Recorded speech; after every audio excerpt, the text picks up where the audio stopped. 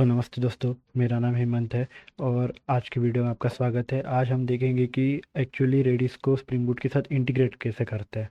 तो काफ़ी आसान है, पर रेडिस को इंटीग्रेट करने से पहले हमें मतलब दो तीन बेसिक टर्म्स या मतलब पता रहना ज़रूरी है। जैसे कि फर्स्ट हो गया कैशिंग हो गया, और फिर हम देखेंगे कि स्प्रिंग बूट में एक्चुअली जो भी प्री इम्प्लीमेंटेड मतलब कि पहले से रहता है स्प्रिंग बूट में कैशिंग का, और हम रेडिस को भी इंटीग्रेट करेंगे। तो सबसे पहले करते हैं कैशिंग से स्टार्ट। तो तो चलो एक एग्जांपल के साथ समझते हैं कि कैशिंग होता क्या है। तो कैशिंग मतलब कि फॉर एग्जांपल एक आप ई कॉमर्स जैसे कि अमेज़न कंसीडर करिए। तो अमेज़न ई कॉमर्स में होता कैसे है कि अगर कोई भी पर्टिकुलर यूज़र एक प्रोडक्ट सर्च कर रहा है, जैसे कि अगर कोई पूमा का शूज़ हो गया, तो वो अगर पूमा का शूज़ फर्स्ट टाइम सर्च करेगा, तो जो भी कॉल है सर्वर जो है डीबी को कॉल करेगा, और डीबी से सारा जो भी प्रोडक्ट का लिस्ट है पूमा के शूज़ का, तो वो सारा यूज़र को यूआई पे शो होगा। मतलब सारा डेटा डीबी से लेगा सर्वर। पर होगा कैसे कि अभी 1 मिनट बाद या 2 मिनट बाद अगर कोई दूसरे यूज़र्स ने या नंबर्स ऑफ यूज़र्स ने सेम शूज़ की कैटेगरी को सर्च किया। अगर सपोज़ करिए कि यूज़र वन ने सर्च किया कि पूमा का शूज़, और यूज़र टू और यूज़र थ्री ने भी किया। तो हर बार अगर डीबी को कॉल जाएगा तो ये हमारे रिसोर्स काफ़ी ज़्यादा यूटिलाइज हो गए, और मतलब सर्वर पे ज़्यादा लोड पड़ेगा, और बार बार डीबी को कॉल जाएगा, तो इससे हमारा एप्लीकेशन स्लो होगा। तो इसी के लिए हम कैशिंग का इस्तेमाल करते हैं। तो कैशिंग यानी कुछ नहीं है कि अगर फर्स्ट टाइम अगर कोई भी यूज़र फर्स्ट टाइम सर्च कर रहा है, तो सर्वर डीबी से डेटा फेच करेगा। तो जब डीबी से डेटा फेच करेगा, तभी डीबी से आते आते जो है, जो भी डेटा है जो यूज़र को रिस्पॉन्स जा रहा है, वो कैशे मेमोरी में स्टोर हो जाएगा। कैशे मेमोरी यानी क्या कि कैशे मेमोरी मतलब एक टेम्पररी मेमोरी होती है जो थोड़ी देर के लिए उसमें अपना जो रिस्पॉन्स है वो सर्च सेव हो जाता है। अगर सपोज़ कीजिए कि यूज़र टू ने भी पूमा के शूज़ के लिए सर्च किया ई कॉमर्स पे, वेबसाइट पे, तो होगा कैसे कि डीबी को कॉल जाने से पहले वो कैशे में चेक करेगा कि कैशे में है कि नहीं। अगर कैशे में होगा तो वो वहीं से रिस्पॉन्स रिटर्न करेगा। इसको बोलते हैं कैशे हिट। जैसे कि यहाँ पे इमेज में शो हो रहा है कि सबसे पहले डेटा रिक्वेस्ट जाएगी यूज़र की, तो वो सबसे पहले कैशे में चेक करेगा। अगर कैशे में पर्टिकुलर यूज़र की रिक्वेस्ट फुलफिल हो रही है, तो वहीं से डेटा रिस्पॉन्स जाएगा। इसको बोलते हैं कैशे हिट। अगर सेकंड कंडीशन, जैसे कि अगर एप्लीकेशन से कोई भी रिक्वेस्ट जा रही है, डेटा रिक्वेस्ट, अगर वो कैशे में अवेलेबल नहीं है, तो वो डीबी में जाएगी। डीबी से जो रिस्पॉन्स रिटर्न होते होते वो कैशे में स्टोर कर लेगा, और फिर पर्टिकुलर यूज़र को रिस्पॉन्स रिटर्न करेगा। तो इस टर्म को बोलते हैं कैशे मिस। ये दो टर्म ही हैं पूरे कैशिंग में, और कुछ नहीं है।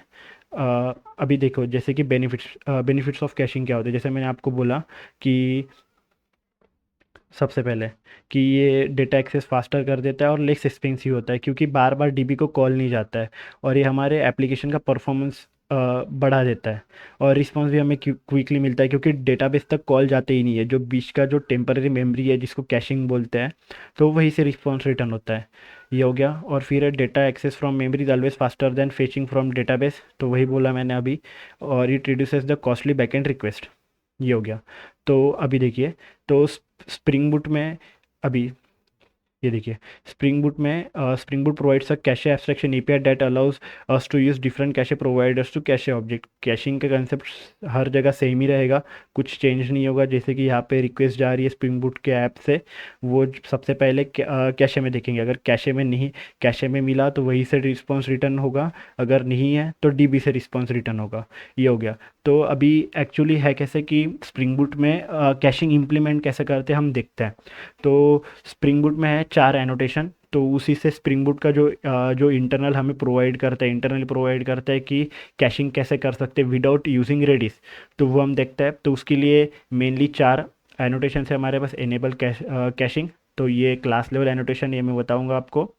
सेकंड है कैशेबल, थर्ड है कैशे पुट, और फोर्थ है कैशे वेट।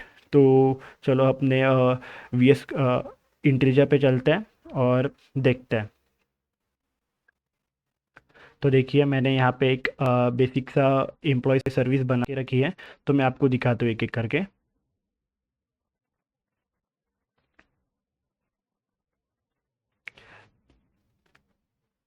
तो सबसे पहले मैंने एक एम्प्लॉय करके एंटिटी बना दी है, और यहाँ पे मैंने लॉम्बॉक का यूज़ किया है। और यहाँ पे देखिए फील्ड्स कौन सी है। एक हमारी आईडी है जो हमारी प्राइमरी की रहेगी, स्ट्रिंग नेम हो गया, स्ट्रिंग पासवर्ड हो गया, और हो गया स्ट्रिंग ईमेल। वही सेम मैंने रिटर्न और रिस्पॉन्स के लिए मैंने डीटीओ बना दिया है सेम एंटिटी का।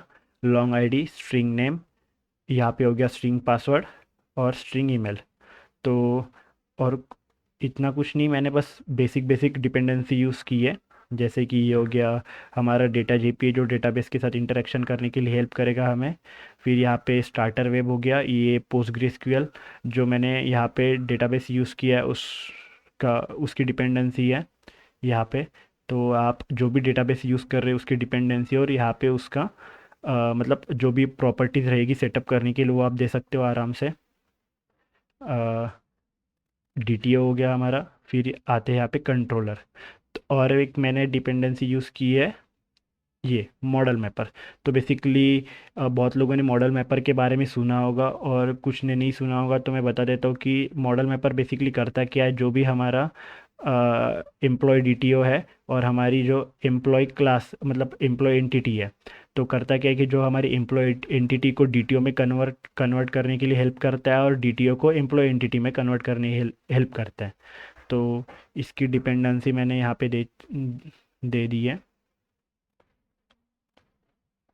ये रही।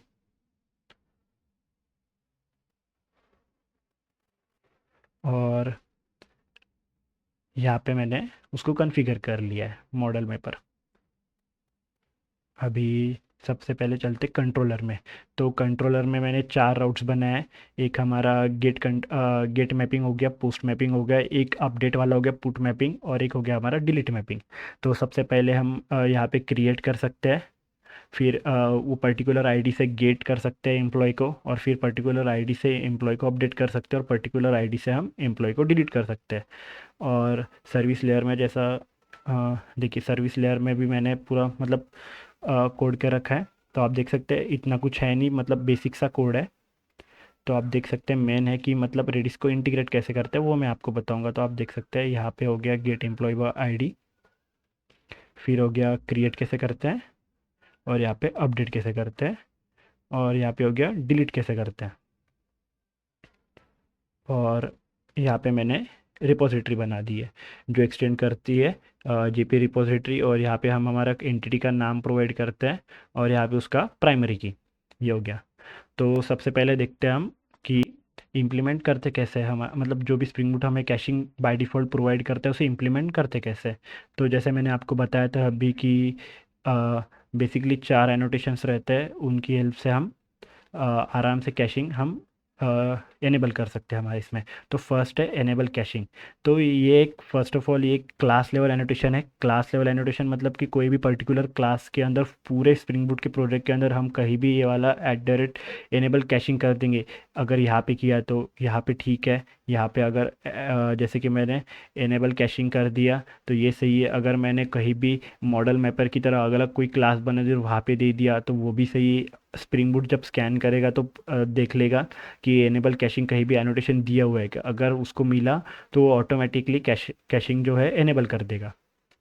तो ये क्लास लेवल एनोटेशन। तो एनेबल कैशिंग बेसिकली बैकएंड में करता क्या है कि एक टेम्पररी मेमोरी क्रिएट करता है, मतलब create seen memory cache using concurrent hash map. तो बेसिकली कॉन्करेंट हैश मैप होता क्या है कि ये कलेक्शन फ्रेमवर्क सबका पार्ट है।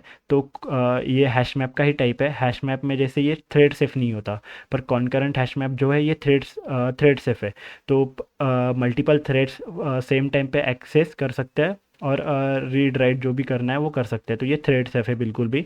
और हैश मैप मतलब वही कि जो की वैल्यू के पेयर में डेटा सेव कर मतलब स्टोर करता है। तो हमारा जो भी कैशिंग का डेटा होगा वो की वैल्यूज़ के पेयर में स्टोर करेगा। तो जैसे ही हमने इनेबल कैशिंग दे दिया यहाँ पे, तो अभी स्प्रिंग बूट को समझ गया कि हाँ कैशिंग हम इनेबल कर सकते मतलब करना है अभी। ये हो गया। तो और एक स्टैंडर्ड प्रैक्टिस है कि हम जब भी कैशिंग जो भी कैशिंग के एनोटेशंस है वो हम कंट्रोलर लेयर पे कभी देते नहीं है। जितना भी कुछ है वो सर्विस लेयर पे देते हैं। तो सर्विस लेयर में मतलब वहाँ पे एनोटेट करते हैं। तो अभी देखिए जैसे कि गेट एम्प्लॉय बाय आईडी है।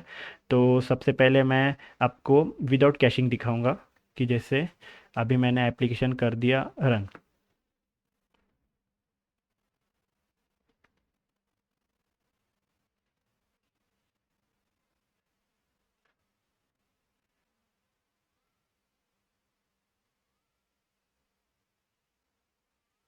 तो देख सकते हैं आप कि एप्लीकेशन एकदम सही से स्टार्ट हो चुका है और यहाँ पे हमारे टेबल्स भी क्रिएट हो चुके हैं।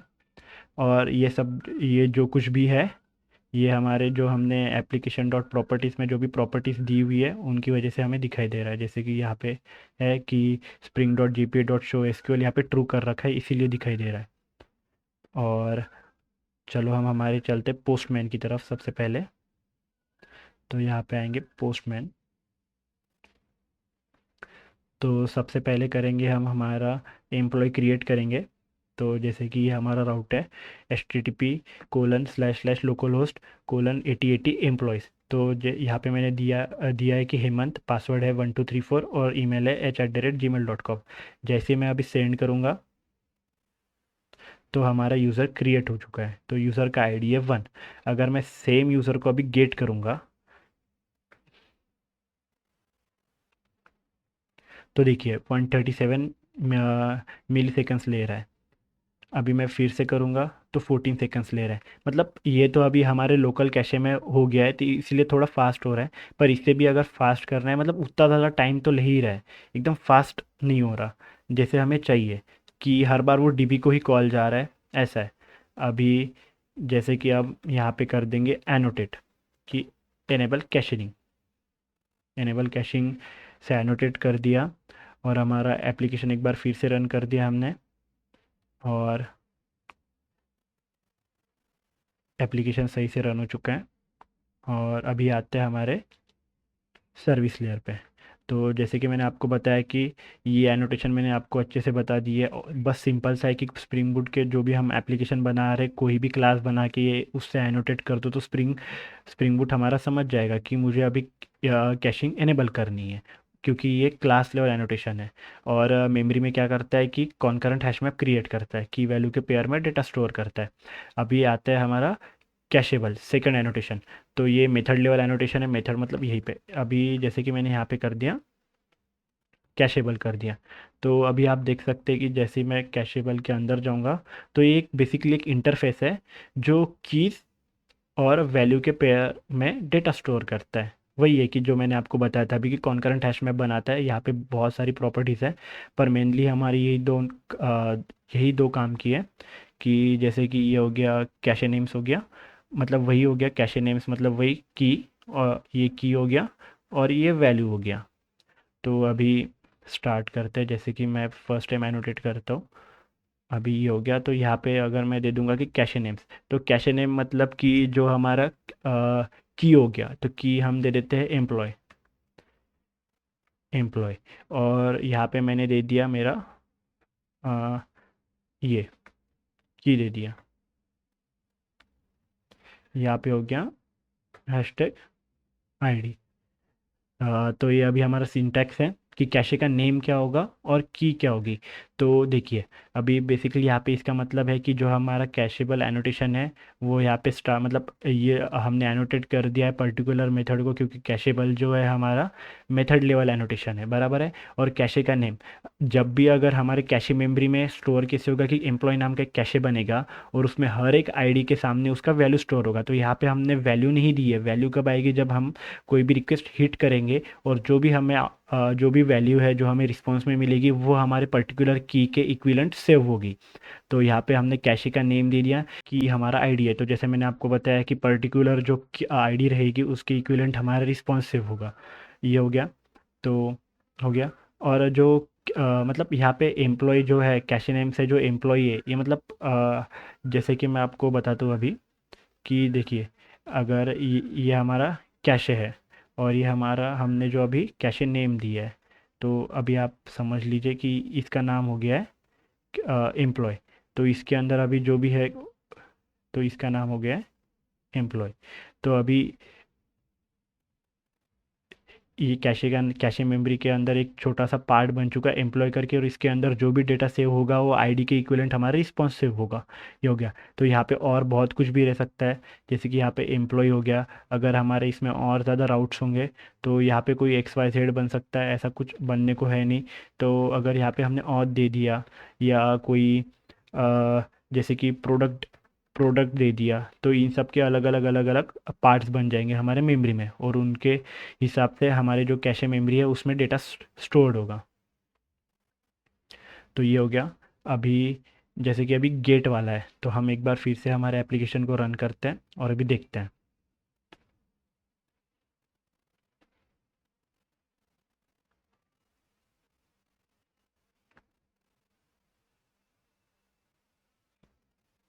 तो देखिए हमारा एप्लीकेशन स्टार्ट हो चुका है, और यहाँ पे हमारे टेबल सारे क्रिएट हो चुके हैं। तो देखिए अभी सबसे पहले मैं एक काम करता हूँ कि एक एम्प्लॉय क्रिएट कर लेता हूँ फिर से एक बार। और जैसे ही मैंने एम्प्लॉय क्रिएट कर लिया, तो यहाँ पे एम्प्लॉय क्रिएट हो चुका है वन आईडी के साथ। और अभी देखिए एक हमारा जो एसक्यूएल क्वेरी चल चुकी है।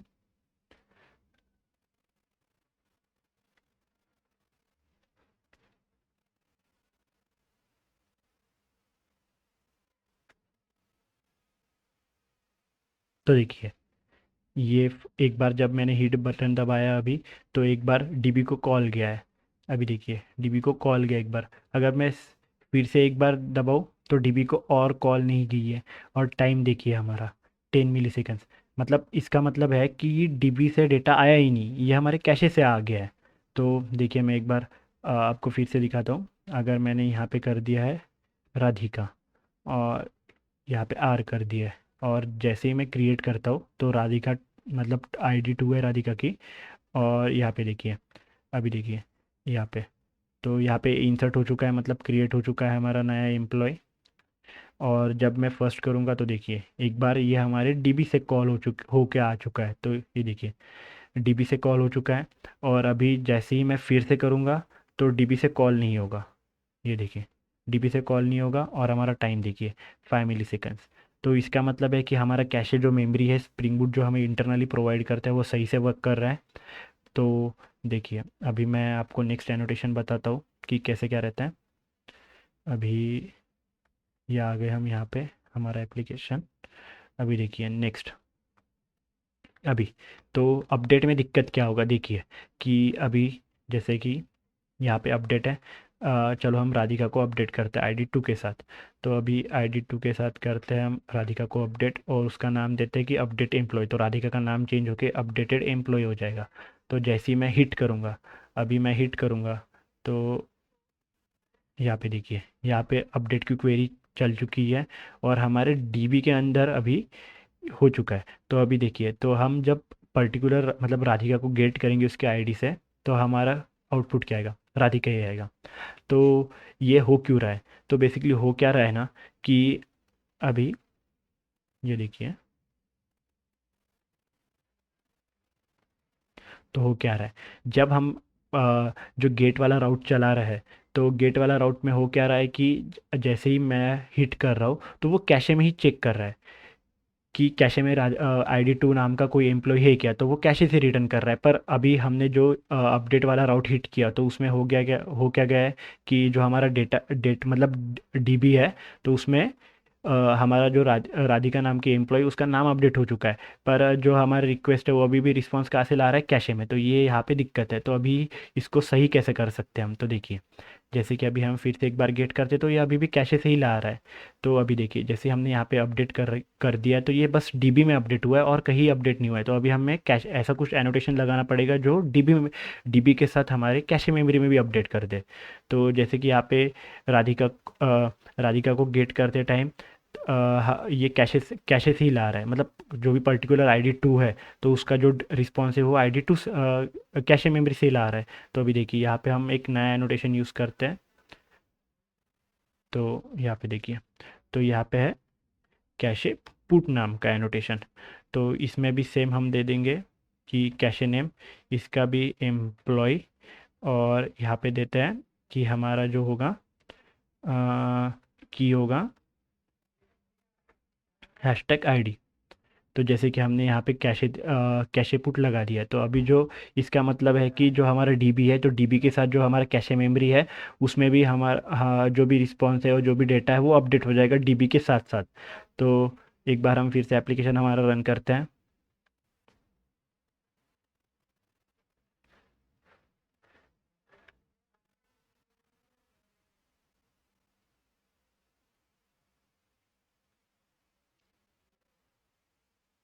तो देखिए जैसे कि हमारा एप्लीकेशन पूरा रन हो चुका है और यहाँ पे हमारे टेबल्स क्रिएट हो चुके हैं। तो अभी हम फिर से एक बार हमारे पोस्टमैन से रिक्वेस्ट रीड करते हैं। तो यहाँ पे मैंने एक एम्प्लॉय क्रिएट कर लिया राधिका नाम की, और यहाँ पे कर दिया मैंने। ये जो क्रिएट हुई है वो ID 1 से क्रिएट हुई है। अभी मैं जब इसे गेट करूँगा तो देखिए यहाँ पे रिस्पॉन्स सही आ रहा है, 200 ओके। अभी मैं जब राधिका को अपडेट करूँगा, तो राधिका का नाम मैं अपडेट करूँगा अपडेटेड एम्प्लॉय से। जैसे ही मैं अपडेट करूँगा तो अभी देखिए, अभी हमारा जो अपडेट होने के बाद यहाँ पे रिस्पॉन्स 200 ओके आ गया है। अब जब मैं गेट करूँगा सेम ID 1 से, तो अभी लास्ट टाइम हमारा आउटपुट क्या आया था, राधिका ही आया था, पर इस बार नहीं आएगा। तो देखिए इस बार अपडेटेड एम्प्लॉय आ गया।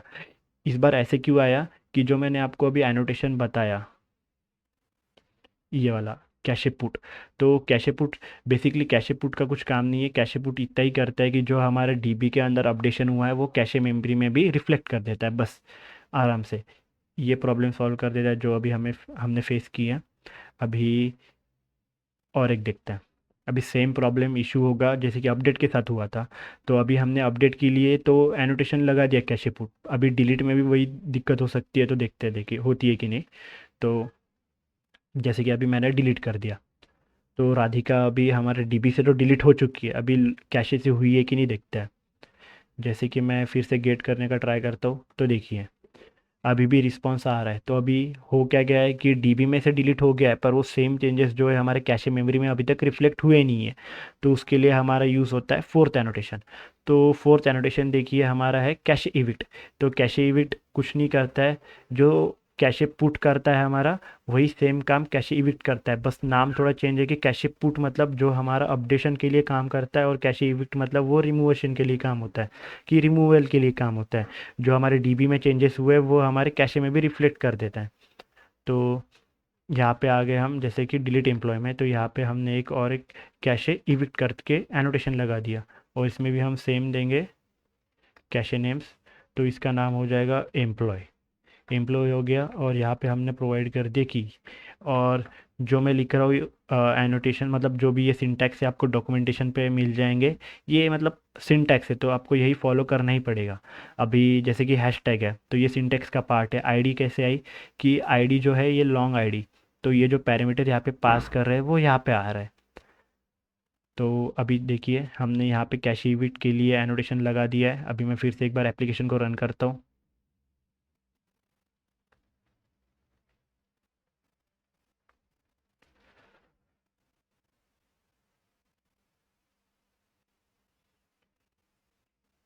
तो हमारा एप्लीकेशन फिर से एक बार रन हो चुका है, और टेबल एक बार फिर से क्रिएट हो चुके हैं। तो चलते पोस्टमैन पे।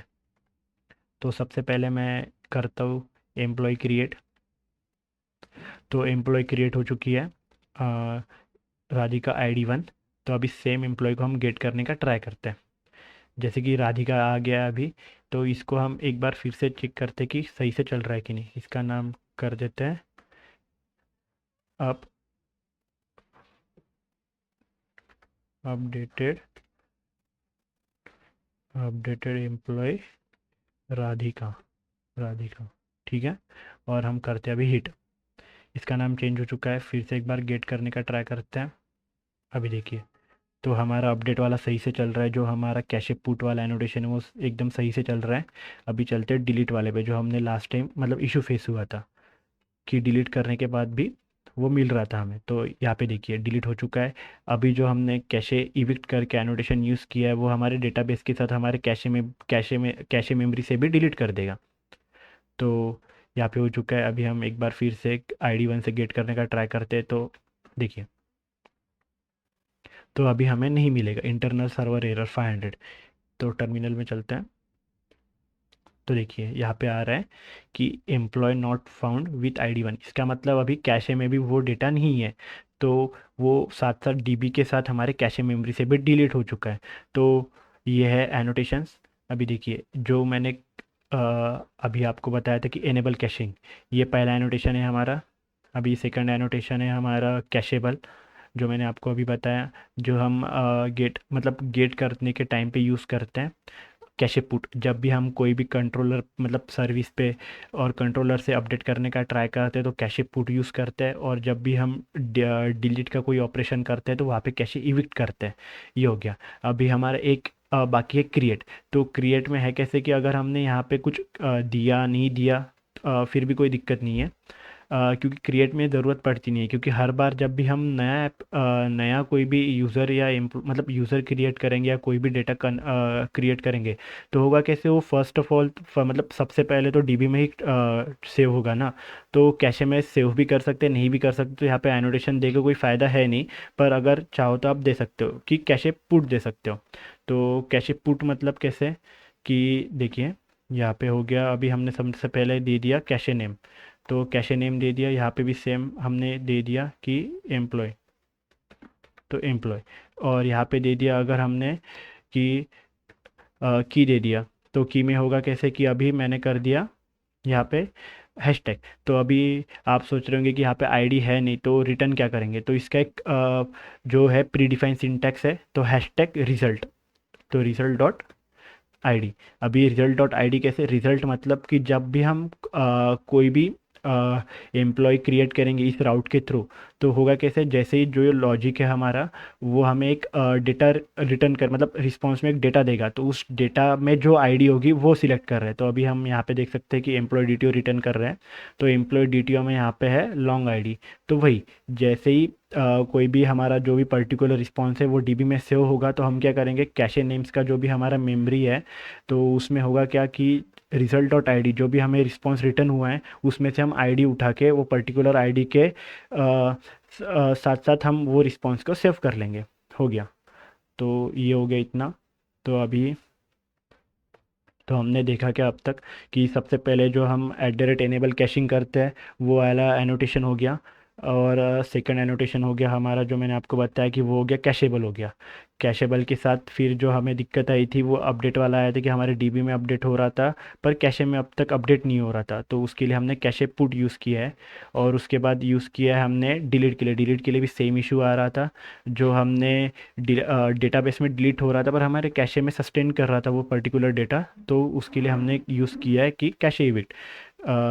मैं आपको ये शेयर कर दूंगा, इसमें है सारा दिया हुआ, आप एक बार पढ़ सकते हो और खुद से इम्प्लीमेंट कर सकते हो कि कैसे क्या है। इतना है। ये सारा आसान था। तो अभी चलते कि रेडिस की तरफ। तो रेडिस में भी कुछ नहीं है। तो रेडिस का मतलब है कैसे कि रेडिस जो भी सर्विस प्रोवाइड करती है हमें कैशिंग और डीबी की दोनों प्रोवाइड करती है। पर जैसे कि रियल वर्ल्ड प्रोजेक्ट्स में हम करते क्या है ना कि रेडिस को जो है हम बस कैशिंग के लिए यूज़ करते हैं, क्योंकि जो रेडिस है तो वो डीबी मतलब डेटा स्टोर करने के लिए ज़्यादा एक्सपेंसिव है। जैसे कि यहाँ पे हो गया रेडिस, अभी ये रेडिस है।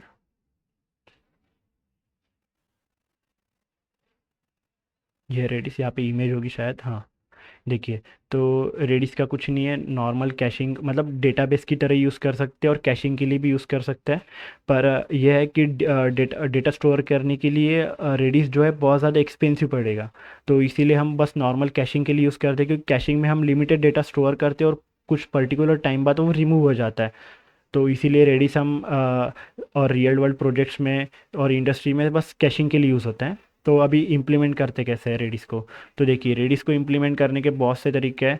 तो है कैसे कि एक तो हम लोकली रेडिस इंस्टॉल कर सकते हैं, पर इंस्टॉल करने का दिक्कत ये है कि रेडिस में जो है कि मैक ओएस में आराम से इंस्टॉल हो जाता है रेडिस। पर जैसे ही हम एक सेकेंड, रेडिस इंस्टॉल,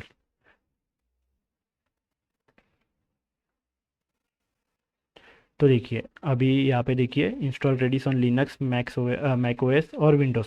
तो है कैसे कि जो मैक है उसमें आराम से हो जाता है, 2-3 कमांड से हो जाता है, पर बेसिकली विंडोज़ में इंस्टॉल करना बहुत ज़्यादा हार्ड है। हार्ड मतलब कि बहुत ज़्यादा इशू फेस हो सकते हैं, आपको WSL2 सब पूरा अच्छे से कॉन्फ़िगर करना पड़ेगा तभी आप चला सकते हो। और उसमें यूआई दिखेगा नहीं, पूरा टर्मिनल बेस्ड होगा कि टर्मिनल में ही आपको आपका कैशे मेमोरी दिखेगा।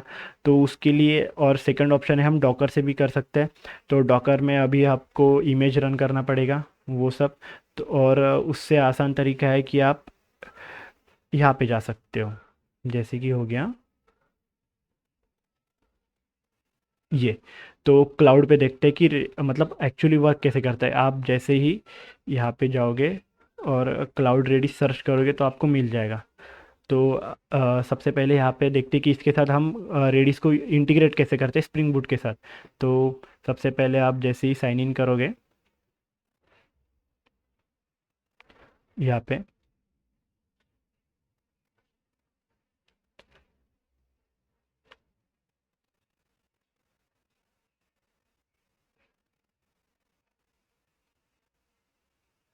तो देखिए साइन इन हो चुका है। तो देखिए मैंने डीबी क्रिएट कर रखा है। पर जब आप देखोगे तो आपके इसमें डीबी क्रिएट होगा नहीं। और ये जो रेडिस क्लाउड है हमें एक 30 MB तक जो भी 30 MB का स्टोरेज का डीबी जो है क्रिएट करने के लिए परमिशन देता है। अभी देखिए मैंने क्रिएट कर रखा है। पर जैसे ही आप प्लस के आइकन पे दबाओगे, यहाँ पे प्रेस करोगे, तो यहाँ पे देखिए आपको इसेंशियल में ज़ीरो पर मंथ दिखेगा। और यहाँ पे आप AW सिलेक्ट कर सकते हो और यहाँ पे आपका डीबी का नाम दे सकते हो। जैसे कि रेडिस हो गया, रेडिस DB 1 2 3 ये हो गया। और आपके हिसाब से आप रीजन सिलेक्ट कर सकते हो। जैसे यहाँ पे मैंने मुंबई सिलेक्ट कर दिया है।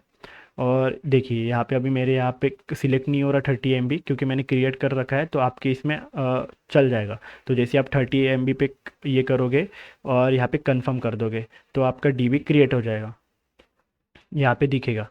तो सबसे पहले करना क्या है कि जैसे ही आप ये वाला पेज पे आओगे तो देखिए यहाँ पे जैसे ही पब्लिक एंड पॉइंट में आपको दिखेगा connect using Redis CLI client और इनसाइट। तो जैसे ही आप कनेक्ट पे प्रेस करोगे तो सबसे पहले आप डाउनलोड कर लिएगा। सबसे पहले डाउनलोड कर लिएगा। जैसे आप डाउनलोड कर लोगे तो होगा कैसे ना कि आपको ये यूआई मिलेगा। जैसे ये यूआई डाउनलोड हो गया, मतलब इंस्टॉल करके यूआई ओपन हो जाएगा, तो आप करना क्या कि यहाँ पे जाना और लॉन्च रेडिस इनसाइड डेस्कटॉप। जैसे ही आप ये करोगे तो आप आपके डेस्कटॉप पे चले जाओगे, मतलब डेस्कटॉप के यूआई पे। तो अभी यहाँ पे आ चुके हो। यहाँ पे मुझे ऑलरेडी एग्जिस्ट कर रहा है, आपका ओपन हो जाएगा सेम। तो जैसे ही आप ओपन कर लोगे तो देखिए सबसे पहले हमें सेटअप करना पड़ेगा जो भी प्रॉपर्टीज़ है। अभी देखिए देखिए ये जो पब्लिक एंड पॉइंट है ये हमें सेटअप करना पड़ेगा। पब्लिक एंड पॉइंट यहाँ पे मैंने कॉपी कर लिया है। मैं आ चुका हूँ मेरे एप्लीकेशन के एप्लीकेशन डॉट प्रॉपर्टीज़ में। और यहाँ पे देखिए जो मैंने कर रखा है, एक सेकेंड रुकना। यहाँ पे, यहाँ पे, तो ये जो प्रॉपर्टीज़ है ये आपको डॉक्यूमेंटेशन या गूगल पे कहीं भी मिल जाएगा। तो देखिए सबसे पहले मैंने किया क्या है कि जो भी मेरा पब्लिक एंड पॉइंट है वो मैंने कॉपी कर लिया है पूरा। और यहाँ तक ये जो मेरा पब्लिक एंड पॉइंट है और ये जो मेरा 1603 है ये मेरा है, ये पोर्ट नंबर है। तो ये पोर्ट नंबर है। तो वो मैंने यहाँ पे लिख लिया है। और जो लास्ट का ये है कोलन है वो हटाना मत भूलना, क्योंकि फिर वो लेगा नहीं, एरर देगा बहुत। तो ये हो गया। और अभी मेन है पासवर्ड। तो पासवर्ड आपको मिलेगा कहाँ से? जैसे ही आप यही पेज को स्क्रॉल डाउन करोगे नीचे तो आपको दिखेगा सिक्योरिटी करके एक। तो इसमें है आपका पासवर्ड। यहाँ पे आप एक बार देख सकते हो। और फिर कॉपी, तो मैंने पहले ही कॉपी कर लिया है। कॉपी ये हो गया। अभी फिर भी आपका चलेगा नहीं। चलेगा क्यों नहीं? क्योंकि अब तक हमने बस प्रॉपर्टीज कॉन्फ़िगर की है। अभी हमने रन करने के लिए और एक डिपेंडेंसी ऐड करनी पड़ेगी। डिपेंडेंसी कौन सी? रेडिस वाली डिपेंडेंसी।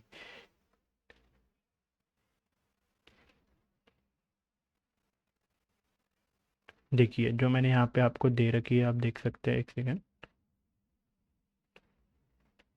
तो देखिए यहाँ पे मैंने मॉडल मैपर का भी दे रखा है डिपेंडेंसी, और रेडिस का भी दे रखा है। तो जैसे ही आप ये जो डिपेंडेंसी है इसे कॉपी करते हो और हमारा जो पॉम डॉट एक्सएमएल है इसमें करते हो पेस्ट यहाँ पे।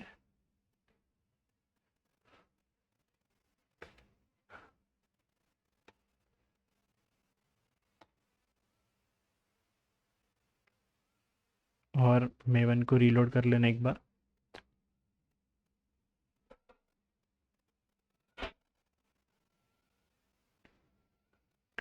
तो सबसे पहले देखिए हमने किया क्या है कि जो भी ये वेबसाइट है क्लाउड रेडिस करके इस पे हमने साइन इन कर लिया, लॉगिन कर लिया, उसके बाद हमारा डीबी क्रिएट कर लिया। और ये जो वेबसाइट है क्लाउड रेडिस, वो हमें 30 MB तक प्रोवाइड करती है, डेटा मतलब फ्री यूज़ करने के लिए मेमोरी प्रोवाइड करती है।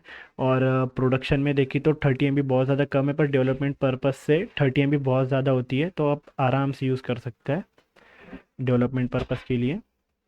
तो अभी आ गए हम, ये हमारे यूआई है यहाँ पे। हाँ, और देखिए उसके बाद जो एनोटेशंस है वो सेम रहेंगे, एक कुछ भी चेंज नहीं होगा। जैसे कि हमने यहाँ पे एनेबल कैशिंग कर रखा है वो रहेगा। और जो भी मैंने आपको इससे पहले बताया है कि जो हमारे बाकी एनोटेशंस है, कैशेबल हो गया, कैशे पुट हो गया, और ये हो गया कैशे पुट यहाँ का, और कैशे बिट एनोटेशन सारे सेम रहेंगे।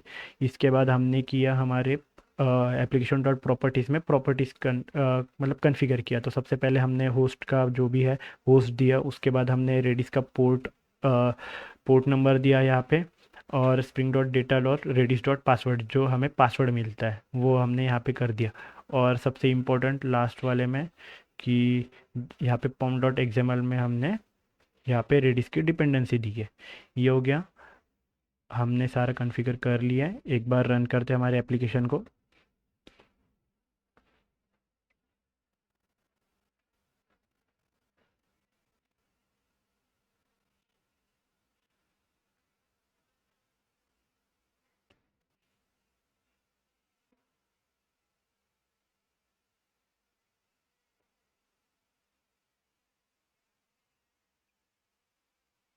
तो हमारा एप्लीकेशन रन हो चुका है, एक बार फिर से टेबल क्रिएट हो चुके हैं।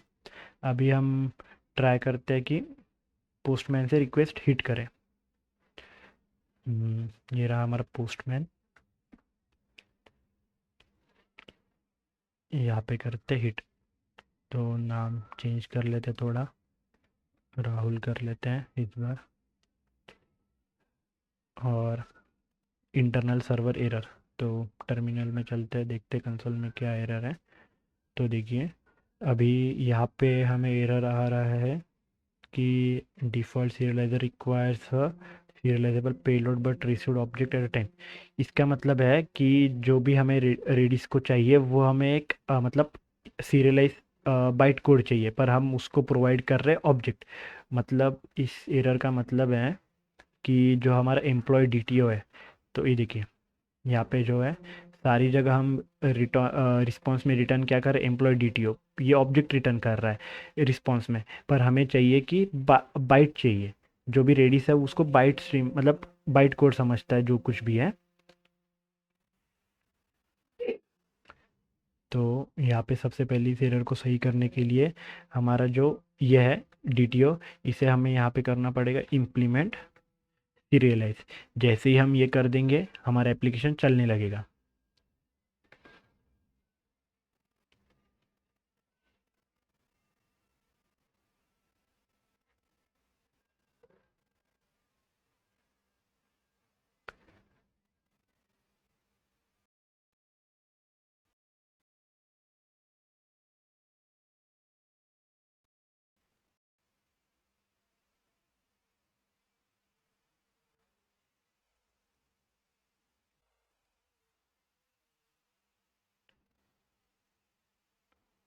तो हमारा एप्लीकेशन रन हो चुका है और टेबल्स क्रिएट हो गए।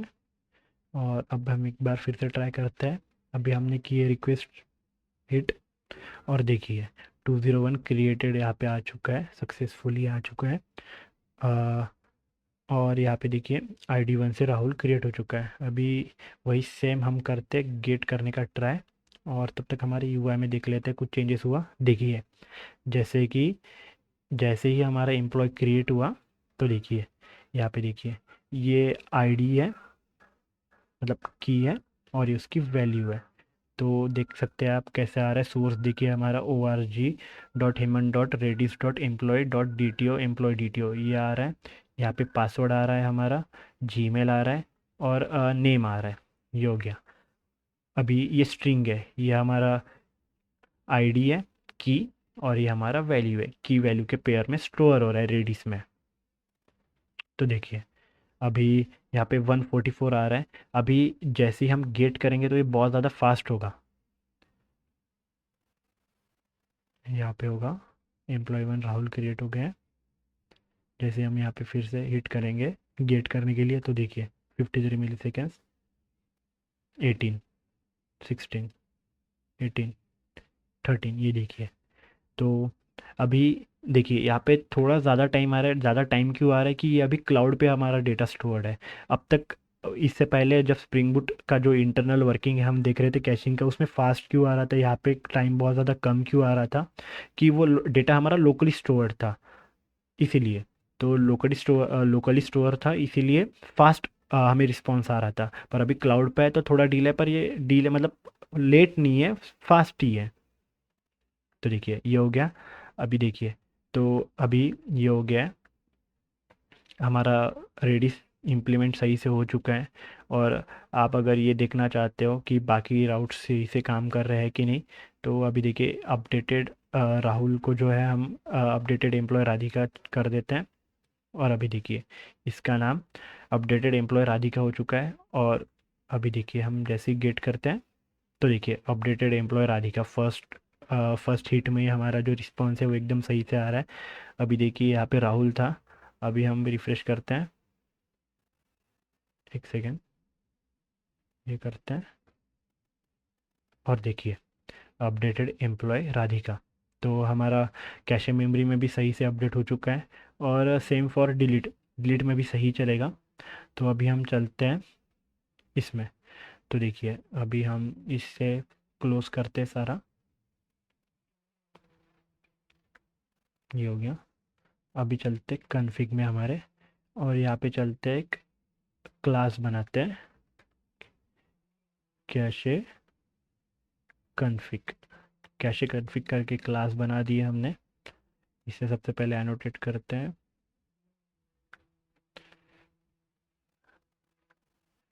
कॉन्फ़िगरेशन, उसके बाद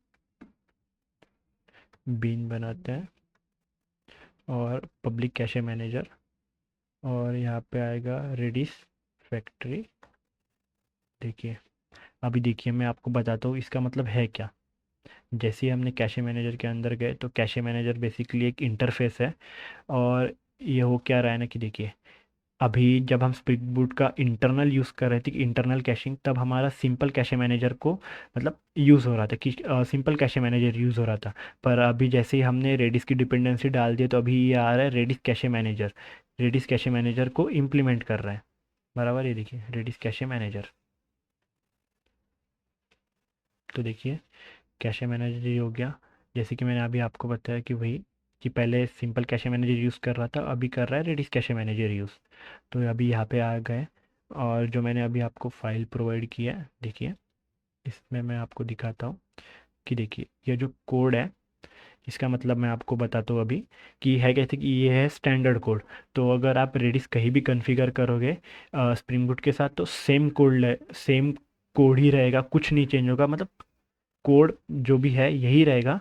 बस इसमें अगर आपको कुछ प्रॉपर्टीज़ ऐड करनी है, प्रॉपर्टीज़ मतलब यहाँ पे जैसे कि मैं आपको बताऊंगा अभी, कि प्रीफिक्स कैशे नेम्स विथ हो गया, या एंट्री टीटीएल हो गया, या एनेबल टाइम टू आइडियल हो गया, ये सब। और सीरियलाइज की विथ क्या रहता है, सीरियलाइज वैल्यू विथ क्या रहता है, ये प्रॉपर्टीज़ होगी। बाकी जो ये वाला बिल्डर का कोड है जो भी हम नीचे लिख रहे हैं, ये सारा रिटर्न जो भी रिटर्न में लिख रहा है वो सारा सेम रहेगा, कुछ भी चेंज नहीं होगा। आपको ऐसे ही कैशे मैनेजर को मैन्युअली कॉन्फ़िगर करना पड़ेगा रेडिस के लिए। अगर आप नहीं भी करोगे तो अब तक हमारा कोड सही से चल रहा था, जैसे कि मैंने बताया आपको अभी यहीं पे। तो यहीं पे पूरा सही चल रहा था। अगर आपको कुछ एक्स्ट्रा प्रॉपर्टीज़ ऐड करनी है, थोड़ा मैन्युअली कॉन्फ़िगर करना है, तो आपको ये क्लास जो है कॉन्फ़िगर करनी पड़ी, कैशे मैनेजर क्लास। तो जैसे कि वो करते कैसे, कि जैसे कि अभी हमने कैशे कॉन्फ़िग करके क्लास क्रिएट कर दी है, कॉन्फ़िगर एनोटेट कर दिया कॉन्फ़िगरेशन से, यहाँ पे बीन क्रिएट कर दी है। और यहाँ पे कैशे मैनेजर करके हमारा पब्लिक ही है, क्लास है। तो अभी ये हो गया मेथड है। तो सबसे पहले जैसे कि ये करते हैं रेडिस, ये हो गया। तो Redis cache configure equals to ये। और यहाँ पे सबसे पहले प्रॉपर्टी देखते हैं हम ये। तो सबसे पहले देखते हैं प्रीफिक्स कैशन नेम विथ। तो प्रीफिक्स कैशन नेम विथ रहता क्या है, कि अभी देखिए अभी हमारे कैशे का नेम है एम्प्लॉय, जो हमने वहाँ पे सर्विस में प्रोवाइड किया था। एम्प्लॉय। अभी हमें इसके प्रीफिक्स में कुछ और ऐड करना है, जैसे कि हो गया रेडिस एम्प्लॉय कैशे, नहीं, रेडिस कैशे एम्प्लॉय, ऐसे करते हैं, रेडिस कैशे एम्प्लॉय। जैसे ही यहाँ पे, तो यहाँ पे जो है एम्प्लॉय आ जाएगा, ये हो गया। और एक बार कर देते हैं रिटर्न, एक सेकेंड, मैंने कोड रख रखा है, ये हो गया। यहाँ पे करते ही है, और यहाँ पे करते हैं ये। तो देखिए एक सेकेंड, ये हो गया यहाँ पे, ये हो गया यहाँ पे। तो यहाँ पे हमने कर दिया है। तो एक बार हमारे एप्लीकेशन को रन करते हैं।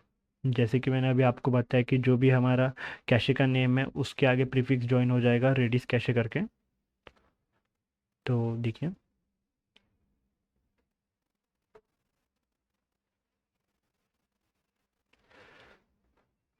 एप्लीकेशन रन हो चुका है,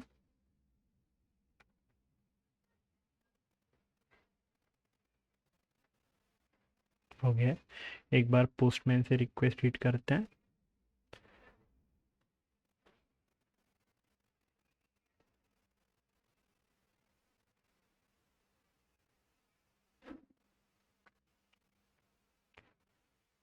तो क्रिएट हो गया है हमारा एम्प्लॉय, और यहाँ पे चलते हैं अभी। तो देखिए, ये हमारा पुराना डेटा है, इसे डिलीट कर देते हैं। और अभी देखिए, हमारे जो भी है कैशे का नेम क्या है, रेडिस कैशे एम्प्लॉय, ये हमारा प्रीफिक्स है जो हमने अभी प्रॉपर्टी के थ्रू मैन्युअली कॉन्फ़िगर किया है, रेडिस कैशे। और ये जो हमने सर्विस लेयर में प्रोवाइड किया है, ये हो गया। और ये उसकी आईडी हो गई, और इसका डेटा हो गया, ये की हो गई मतलब आईडी, और ये जो हो गया उसका वैल्यू हो गया। ये हो गया। अभी और एक प्रॉपर्टी देखते हैं, जैसे कि अभी देखते हैं यहाँ पे TTL entry detail. Entry detail मतलब ये होता है कि ये आएगा ड्यूरेशन सेकंड्स में आएगा ये, हाँ, ऑफ सेकंड्स।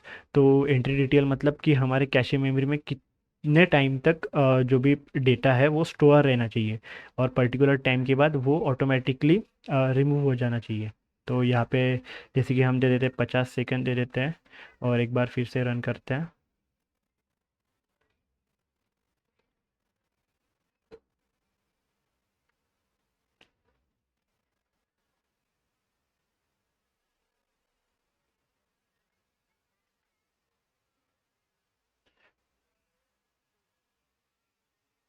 तो देखिए, एप्लीकेशन स्टार्ट हो चुका है।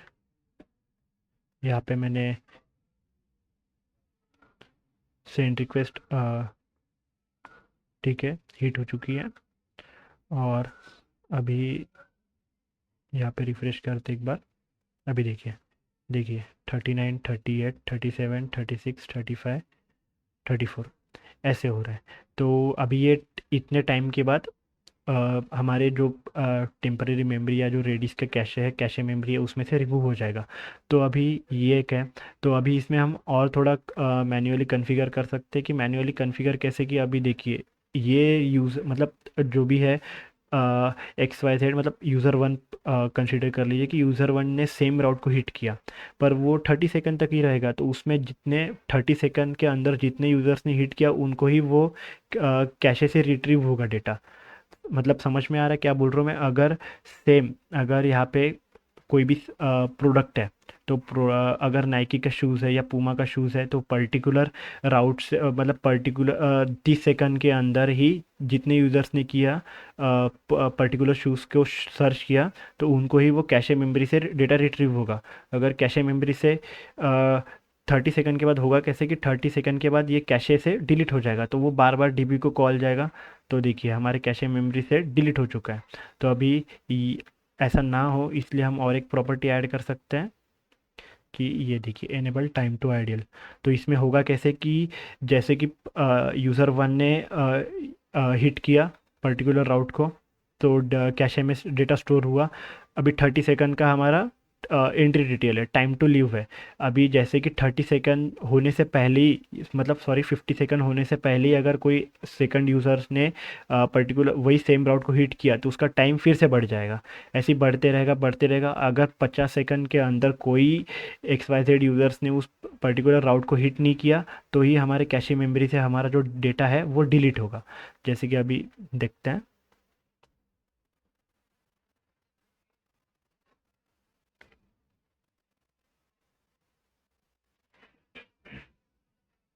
तो यहाँ पे यहाँ पे रन हो चुका है हमारा एप्लीकेशन। ये हो गया। अभी हम करते हैं क्रिएट। क्रिएट करते हैं तो हमारा एप्लीकेशन क्रिएट हो चुके हैं, मतलब सॉरी, हमारा जो भी रिक्वेस्ट हिट हो चुका है और हमारा एम्प्लॉय क्रिएट हो चुका है। ये हो गया। और उसके बाद यहाँ पे देखते हैं, ये देखिए यहाँ पे इतना ही टाइम है 30 सेकंड। तो अभी जैसे ही मैं गेट करता हूँ सेम यूज़र को, अभी इसका आईडी 1 है, तो जैसे ही मैं गेट करता हूँ देखिए, और एक बार मैंने रिक्वेस्ट सेंड कर दी है तो देखिए टाइम, देखिए टाइम देखिए बढ़ते जा रहा है। देखिए अभी मैंने और 2 बार रिक्वेस्ट हिट कर दिया है, देखिए टाइम देखिए बढ़ते जा रहा है, मतलब लगभग 50 सेकंड के करीब हो रहा है। जैसे ही मैंने और एक बार कर दिया तो अभी टाइम देखिए 46 है, जैसे ही मैं रिफ्रेश करूँगा 48 आ गया। तो ये हो गया, ये हो गया।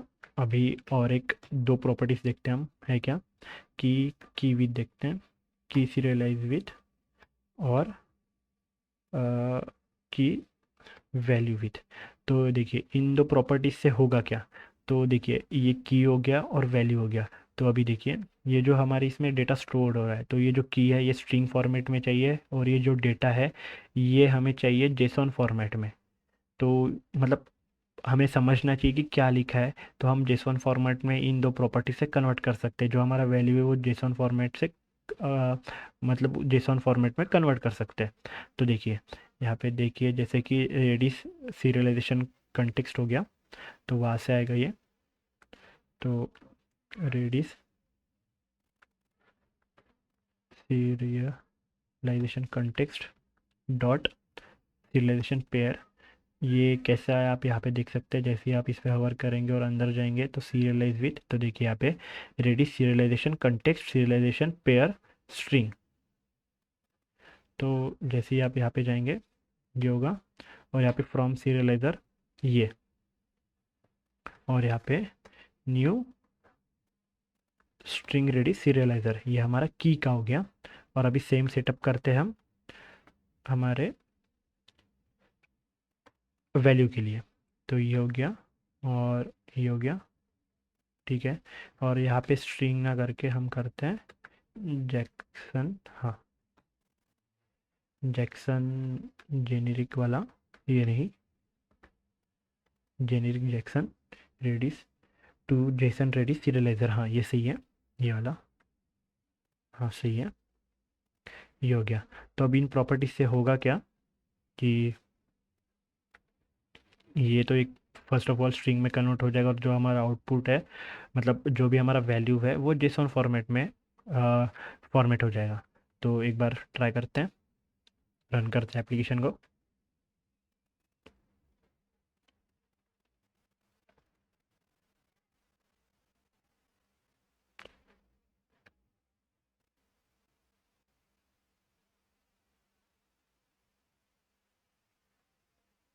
तो एप्लीकेशन रन हो चुका है, टेबल्स क्रिएट हो चुके हैं।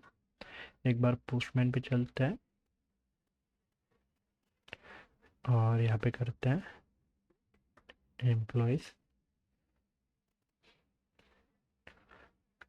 तो राहुल नाम का एम्प्लॉय क्रिएट हो चुका है। यहाँ पे चलते हैं गेट पे, और जैसे ही मैं गेट करूँगा तो यहाँ पे देखिए हमारे कैशे में, तो देखिए 40 सेकेंड, यहाँ पे देखिए रेडिस कैशे एम्प्लॉय, ये स्ट्रिंग में है पहले से ही। और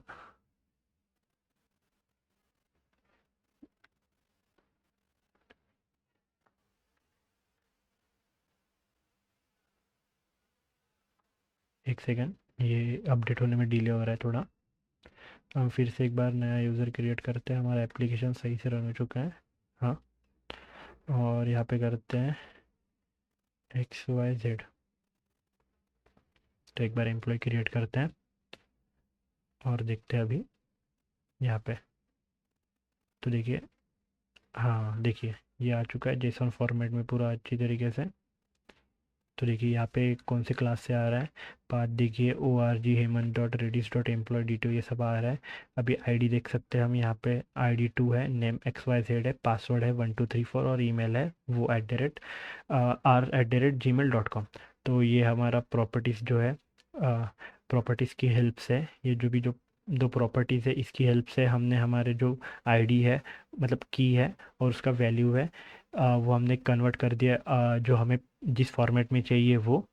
तो यहाँ पे देखिए, जैसे हमें जेसन फॉर्मेट में चाहिए था, जो मतलब ह्यूमन रीडेबल के लिए मतलब ह्यूमन रीडेबल है, तो ये यहाँ पे जेसन फॉर्मेट में कन्वर्ट हो गया है, और यहाँ पे ये स्ट्रिंग में कन्वर्ट हो गया, ये हो गया। और अभी देखिए, जैसे ही 50 सेकंड्स हुए वो कैशे में से डिलीट हो गया। अ, तो जैसे कि मैंने आपको बोला कि ये प्रॉपर्टीज़ वही करती है, हमें प्रीफिक्स में ऐड पर्टिकुलर प्रीफिक्स ऐड करने में हेल्प करती है। और जो ये एंट्री डिटेल है वो टाइम टू लीव, मतलब कितने टाइम तक हमारे कैशे मेमोरी में रहना चाहिए वो। और एनेबल टाइम, मतलब जो कि अगर पर्टिकुलर टाइम ड्यूरेशन में ही अगर कोई और अगर वही सेम यूज़र या कोई दूसरा यूज़र वही रिक्वेस्ट को बार बार हिट करे तो टाइम सस्टेन रहना चाहिए, मतलब चेंज नहीं होना चाहिए, मतलब टाइम होते ही कैशे मेमोरी से डिलीट नहीं होना चाहिए। तो ये प्रॉपर्टी वो काम करती है। और सीरियलाइज की भी जो मैंने अभी बताया कि स्ट्रिंग में कन्वर्ट करती है हमारे की को, और ये जो हमारे वैल्यू है इसको जेसन फॉर्मेट में कन्वर्ट कर, जैसे हमने अभी थोड़ी देर पहले देखा। तो एक बार फिर से देख लेते हैं हमने किया क्या है। सबसे पहले pom.xml में हमने रेडिस की डिपेंडेंसी डाली है, और यहाँ पे ये जो वेबसाइट है जो मैंने आपको बोला है, यहाँ पे हमने साइन इन साइन अप कर लिया है, ये जो भी वेबसाइट है रेडिस क्लाउड। और जैसे हम एप्लीकेशन डॉट प्रॉपर्टीज़ में आए हैं, तो यहाँ पे देखिए ये तीन प्रॉपर्टीज़ आपको गूगल पे भी मिल जाएगी या कहीं भी सर्च करोगे नेट पे, मतलब कहीं भी मिल जाएगी। तो बस यहाँ पे जो कॉलन मैंने बोला वो याद रखना कि कॉलन हटाना भूलना मत, वो हो गया। 163 ये मतलब पोर्ट नंबर चेंज होते रहेगा सबका, और पासवर्ड भी ये होगा। अ, ठीक है, ये हो गया, ये हो गया। उसके बाद हमें जो एक एरर आया था सीरियलाइजेशन वाला, तो सीरियलाइजेशन वाले एरर में हमने क्या किया था कि यहाँ पे इम्प्लीमेंट सीरियलाइज किया था, क्योंकि जो भी रेडिस है उसे बाइट फॉर्म में डेटा चाहिए, ऑब्जेक्ट फॉर्म में डेटा नहीं चाहिए, इसलिए हमने यहाँ पे इम्प्लीमेंट सीरियलाइजेशन किया, मतलब सीरियलाइज किया इम्प्लीमेंट, ये हो गया। उसके बाद जो मैंने आपको बोला था कि यहाँ पे जो एनेबल कैशिंग वाला, तो वो मैंने आपको बता ही दी कि वो क्लास वाला, क्लास लेवल एनोटेशन है, तो वो ऐसे ही रहेगा हर बार। अगर आप स्प्रिंग बूट का इंटरनल कैशिंग भी यूज़ करोगे या रेडिस वाला या कोई भी XYZ यूज़ करोगे तो वो वैसे ही रहेगा। उसके बाद हम आ चुके हैं सर्विस में, तो सर्विस में कैशेबल मैंने आपको बता दिया, कैशे नेम्स क्या रहता है, की क्या रहती है, ये सिंटैक्स क्या रहता है ये बता दिया मैंने, कैशे पुट भी बता दिया। और यहाँ पे रिजल्ट डॉट ID मतलब रहता है कैसे, जो भी रिस्पॉन्स रिटर्न करेगा ये पर्टिकुलर जो भी लॉजिक है उसमें से हम ID ढूंढ के की को असाइन कर देते हैं, वो हो गया। कैशे पुट में जो हमें अपडेशन वाला मतलब दिक्कत आ रहा था वो हमने कैशे पुट से सॉल्व किया, कि हमारे DB में डेटा स्टोर अपडेट हो रहा था पर हमारे कैशे में नहीं हो रहा था, तो कैशे पुट ने वो कर दिया। अभी आया कैशे इविक्ट, तो कैशे इविक्ट वही करता है कि इस मतलब वही सेम सेम नेचर है उसका, कि DB में जो भी डिलीट हुआ है, जो भी पर्टिकुलर ऑपरेशन DB में हुआ है, वो सेम ऑपरेशन जो है डिलीट ऑपरेशन वो कैशे में रिफ्लेक्ट करता है। तो इतना बस ये चार पांच चीज़ें हैं रेडिस इम्प्लीमेंट करते टाइम। तो सबसे पहले हमने देखा कि कैशिंग होता क्या है, उसके बाद देखा कि स्प्रिंग बूट का इंटरनल कैशिंग वर्क कैसे करता है और उसे इम्प्लीमेंट कैसे करते हैं, और फिर रेडिस देखा। तो बस आज के लिए इतना ही। और ये जो है मैं आपको डिस्क्रिप्शन में शेयर कर दूंगा, और हो सके तो कोड भी शेयर कर दूंगा आपको डिस्क्रिप्शन में, गिटहब का लिंक शेयर कर दूंगा। हम्म, यहाँ पे मैंने सब कुछ आपको प्रोवाइड कर रखा है। और एक ये प्रॉपर्टी रहेगी Spring dot data dot Redis dot S S L enable. जैसे कि अभी हम कोई S S L certificate purchase करते हैं तो वहाँ पे हम ट्रू कर सकते हैं, पर अभी ये फॉल्स ही रहता है बाय डिफ़ॉल्ट, पर हम इसे ट्रू कर सकते हैं। ये वाली प्रॉपर्टी होगी। बाकी सब कुछ मैंने आपको बता ही दिया है। यहाँ पे सब कुछ मैंने आपको प्रोवाइड कर दिया है, आप एक बार देख सकते हैं अच्छे से और पढ़ सकते हैं। मैं ये सारा आपको डिस्क्रिप्शन में प्रोवाइड कर दूंगा। और आज के लिए इतना ही। तो मिलते हैं नेक्स्ट वीडियो में। सजेशन हो कि मैं ये मतलब कि अभी मैं अपलोड करना स्टार्ट कर रहा हूँ तो मैं इम्प्रूव कैसे करूँ, तो आप मुझे कमेंट में बता सकते हैं। और आपको कौन से टॉपिक्स नेक्स्ट वीडियो में चाहिए वो भी आप मुझे बता सकते हैं। और प्लीज़ लाइक शेयर कमेंट। और मुझे बताइए कि मैं और कौन से कंटेंट नए लाऊँ, उनकी वीडियोस लाऊँ। और कंटेंट को कैसे इम्प्रूव करूँ, और आपको कंटेंट लगा कैसे, कि मतलब समझ में आया है कि नहीं, और मैं क्या इम्प्रूव कर सकता हूँ वो आप बता सकते हैं कमेंट में। तो मिलते हैं नेक्स्ट वीडियो में। Thank you.